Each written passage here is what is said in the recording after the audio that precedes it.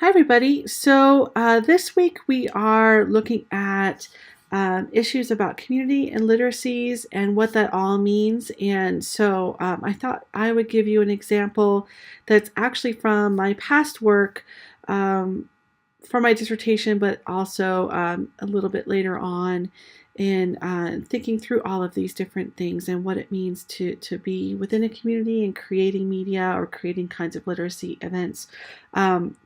In this piece, which I will give the link to you, I'll link out to the Eric thing so you can download. I wrote an article that looked at the paths of moving artifacts in youth media production, and it stemmed a lot from Kate and Jennifer's work about how things are laminates, how we are layering different kinds of meanings in the modes with young people. It also stems from multimodality. A lot of you are looking that up and really interested in that. So I want to give you an example of how this might work, and especially through time and space and community. So what's interesting about this work, it came from a Native American reservation in Minnesota, and these young people created media within their communities. And so I've written other pieces about what that means in terms of expectations for what is considered okay to do in these kinds of spaces. And I did other work that looked at the multimodal aspects of it, which I can link here as well, especially about rural identities, what it means to be in a rural space. But in this particular piece, I'm looking at how these identities are going through time and through different modes. And so to analyze the youth work, I created multimodal microanalysis, which is a way of tracking the modes through film, essentially, and so it talks about that here. But what's interesting about the way that modes were working in this community is that they really had to think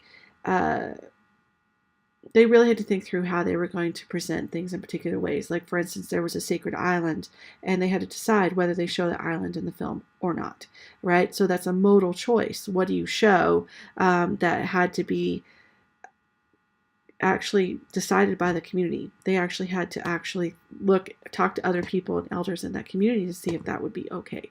And so those kinds of choices for some kids or your adults really, but these were kids, have to be negotiated socially. And so I think that there's something to keep in mind.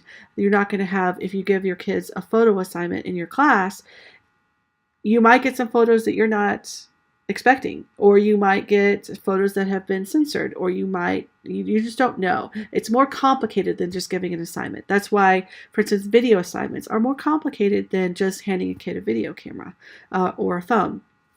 So really thinking through the complexities of what community means is really important in these kinds of spaces. So I just want you to think through that as you're doing your readings, and what does it mean, and who's the community person. So for instance, when I've actually presented at University of Sheffield, where Kate works, she asked me to present there when I was in the UK, and she took me on a tour of where some of her work was, and we visited one of her sites, and all of the stuff that she talks about in her book are there. I mean, you could just walk out and you can see different representations of community. Where I grew up, you would have to drive to do that. It was rural. It was a big space. Where I live now, it would be a big space.